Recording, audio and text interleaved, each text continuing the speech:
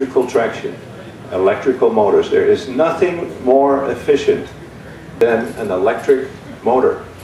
Even if we run that electric motor off a battery, which we then have to charge at night from our outlet at home or at work, which is produced with this wasteful power plant. Far more efficient. Which is why the electric car died. But it's back. It's unstoppable now because of us. We have learned, we have seen, we have understood, and we realized that there is no way back. So before long, we will have all electrical plug-in cars, which will be a step in the right direction. Then we can start to address this thing here. But the most important thing is to begin to understand that we have to change our habits of using energy. That's where we need to invest all our capital, all our time, and all our energy. It is a far better solution than to say, well, let me install alternative energy sources so I can contribute to the problem. Well, that is probably true, but it is far more important to spend a good proportion of your time and energy to change the way you use energy to be far more efficient, and then to address with the remaining efforts which you have available in using alternative energy sources. You've seen in that previous picture that quite a bit of our power generation comes from coal. It's by fact the largest source of fuel for our power plants. It's also the dirtiest source and the most damaging source, both to our personal health and to the health of our planet. We're beginning to understand that, and it is beginning to propagate down to the regulatory level, to the point that this is an example where at the beginning of the year 2007, there were more than 100 plants, coal-fired plants, on the planning board in the country. So many of the plants were contested and refused licensing. There was only a few leaving at the end of the year, which probably went the same way, that not a single new power plant has been built. There's been some discussion on trying to have a clean coal-fired power plant by sequestering the carbon which is released and putting it somewhere where we don't see it, like under the ground, like we do with nuclear plants. I think the overwhelming opinion there that this is way too expensive and we can spend that money in many, many better ways to, like I said, invest in more efficient ways of using energy and then producing energy. So one good thing is, like I said there, is that we seem to be at the point that we have stopped the use of coal for the majority of our electricity production. That is new plants. There's many existing plants still there. But if you look at, for instance, at a country as China, which brings online a new coal-fired power plants every 5 days, that's a serious problem. And that's mostly to replace existing plants and to fuel new demand. So in this whole discussion of climate issues, that's a very important thing. I'm going to talk mostly about solar energy today, and the reason is that solar energy is scalar. What that means is it can be applied at any scale. I can have a tiny little solar panel right here in my hand, and it will work as long as it sees the light of the day. As opposed to wind power, which is actually a far better way to generate renewable energy because it's much more cost effective. Why is wind energy more cost effective? Anyone has an idea? Yes?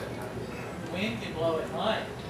Well, that's true, but the true reason is that a wind turbine is nothing new. It's a mature technology. It's a combination of existing mature technologies. That blade comes from what? Propulsion technology, ships, aeroplanes. We've been doing it for years, so we know very well how to make these blades, how to shape them nicely, how to make them nicely, how to make them, you know, as good as we can to get the maximum out of whatever it is we're doing, propulsing a ship, or in this case, you know, use wind to create rotating movement. The generator which is attached to it, again, is as old as the Industrial Revolution, so we know how to make good generators, and we just put the two together, stick them on a pole, which is a low-tech solution, and we have a new product, which is very cost-effective. As a matter of fact, it is only 10 to 15% more expensive to build a wind generator than to build a conventional power plant. And the government kicks in that 10 to 50% difference many times in the form of tax credits and other incentives. And that's why they're being built like mushrooms.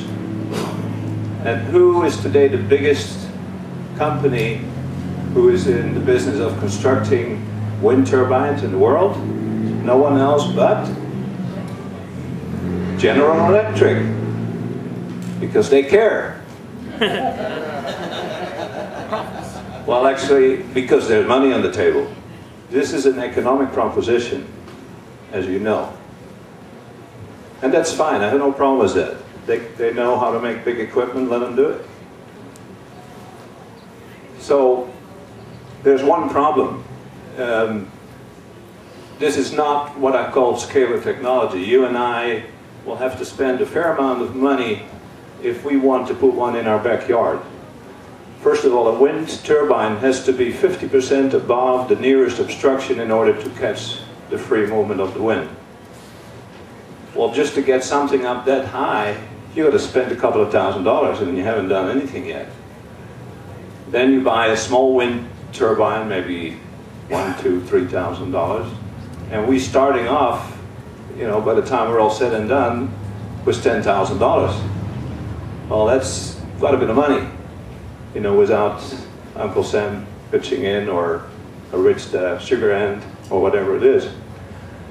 In my example, when we bought the farm, we were able to get away with buying 2 solar panels, at that time $300 each, 2 batteries of $50, and we had power, and we had water, and we were able to get by. And then, as I said, as our needs increased, we just bought another 2 panels, and then another 4, and now at the end I had 20 out there, and today I have many more. But it's something I was able to build up over time as our resources allowed us to do that, and as I became more familiar with the technology.